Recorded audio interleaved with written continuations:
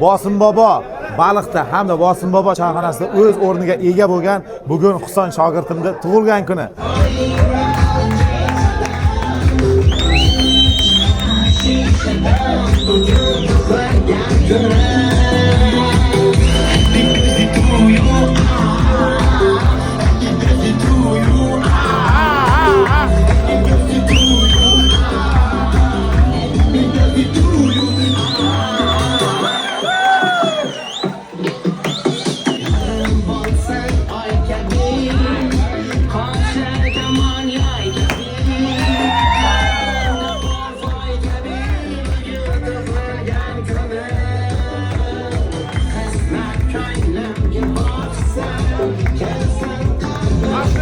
Tabriklaymiz.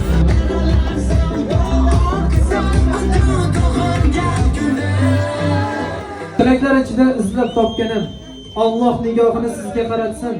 Yagona o'tinchim Allohdan bir kun sizdek insonlarni ko'proq yaratsin.